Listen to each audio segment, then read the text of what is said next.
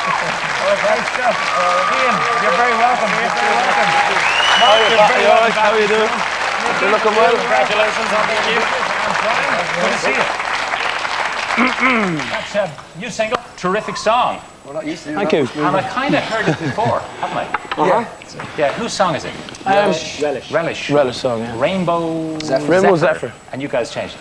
That's right. We actually collaborated with Relish. When we heard the song, actually Mark brought the idea to the table, and obviously when we heard the song we knew it was an epic song, and we really liked the groove of the song and stuff like that, and we kind of felt we wanted a bit of a change, so we contacted Relish, and then they got together with our producers, if you like, and rewrote the song to make it hey whatever. You look like you're enjoying it. Yeah, it's a terrific song definitely, to perform.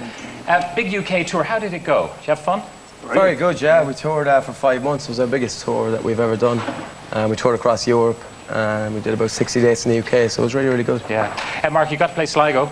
That's right, yeah. What was that like? It was amazing. I mean, you know, obviously 3 of us come from there, and the band sort of started off down there, you know, right back kind of many years ago, and to be able to go back there and sort of give them a concert, first of all, it was something good for the town, but also for us to play, you know, in our hometown. There's no trouble in the chipper or anything after the gig. Remember that? Well, the thing is, you know, it went really smoothly, and there was no kind of injuries and no kind of bad things happened, so we were happy with that. But a good vibe. Oh, definitely. I mean, the town say they loved it, and we loved it, so, you know, it was a success to me. Someone was telling me something about you and Colin Farrell and Bono and a gold card. Yeah, I got a phone call a couple of days ago, and I'm getting the Abracadabra gold card, which basically means I can eat any Abracadabra, anything I want for the rest of your life for free. Yeah. And why you and Bono and Colin are sort of late night habits? Actually, of all the people to give it to, they shouldn't have given it to me because they know I'm going to use it.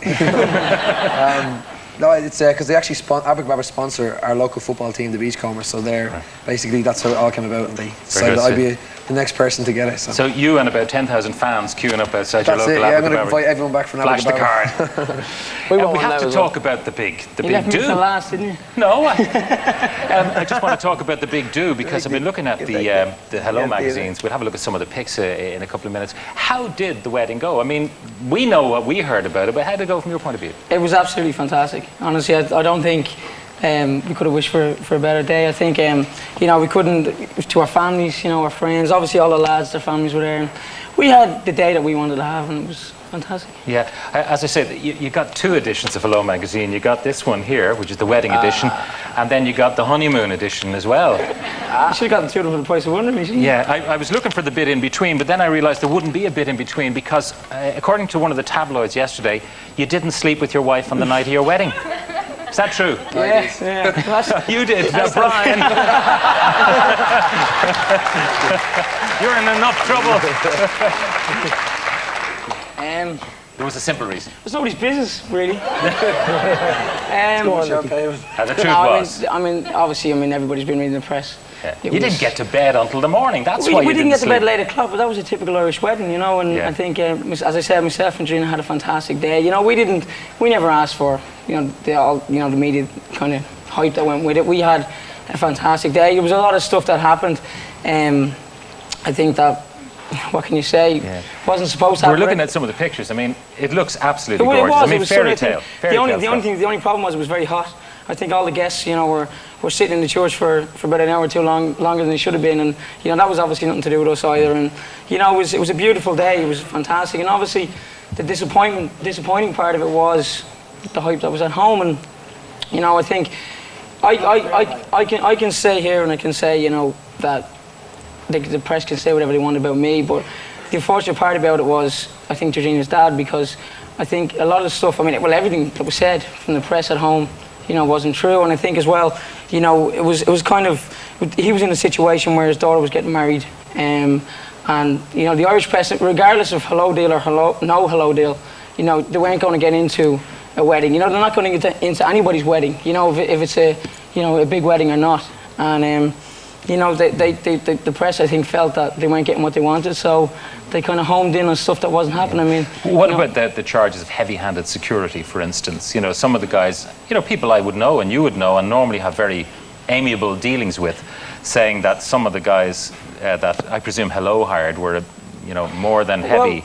Well, I don't know. I think, you know, you look at the security.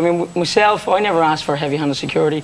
Georgina's dad certainly didn't ask for heavy-handed security. Unfortunately, I think the only way you can put that is if you only had been there and seen the way the press were actually approaching the situation, it was scary. I mean, we've been all over the world, and we're particularly big in Southeast Asia and stuff, and we get off planes and people come and they run at you and charge at you. But I got out of a car for the rehearsal with my mother, who was certainly not used to press or anything like that, and I had about 10 photographers, run at me.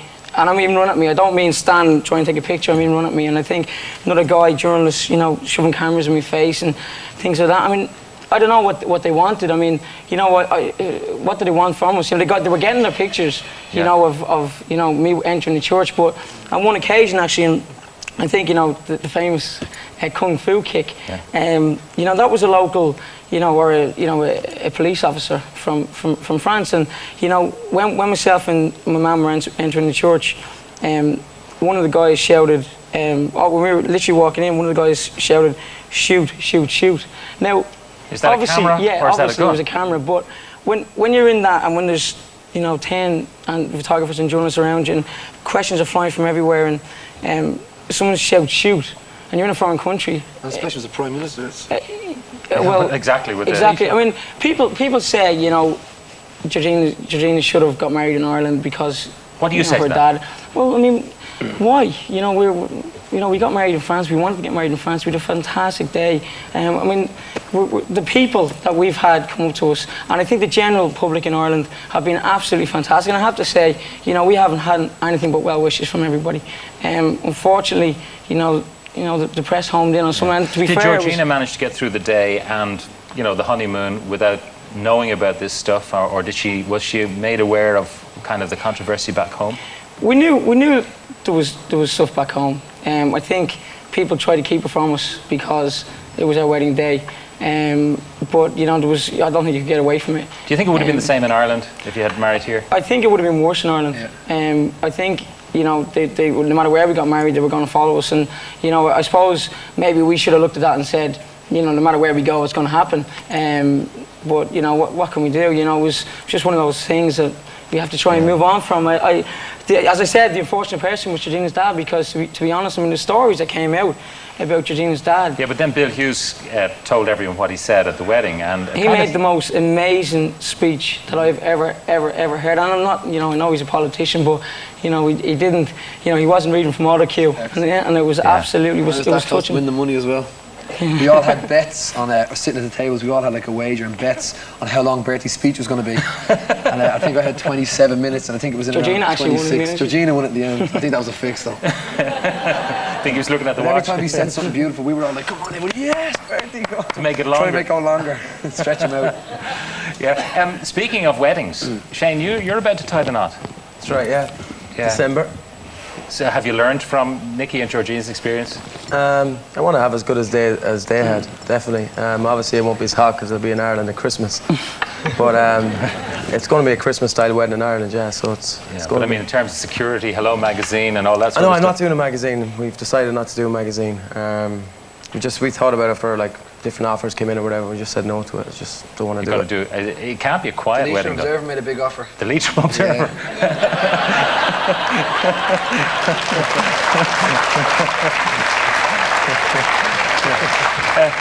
Anyway, it's going to be probably big because you have lots of friends. Yeah, and family. it's going to be an Irish wedding, typical Irish wedding. Obviously, I have a big family and lots of friends, so it's going to be probably 350, maybe 400 guests. But it's going to be in a marquee and stuff like that. And Cian, you've been sporting a very beautiful young lady on your arm recently. I have. Where'd you meet her? I actually met her about 5 years ago when the band first started. She was in a band called Girlsing who were signed to our label, and we just got to know each other very well, and 5 years later we ended up So getting it's together. not kind of the success of Hollyoaks and that kind of No, not at all. We links. know each other a long time. So You know each other a long time. Yeah. And is that leading inevitably I'm only to... with the girl 3.5 months. Give it a chance. All right. Anyway, what about you, Mark? Any Unfortunately, I'm still a single man.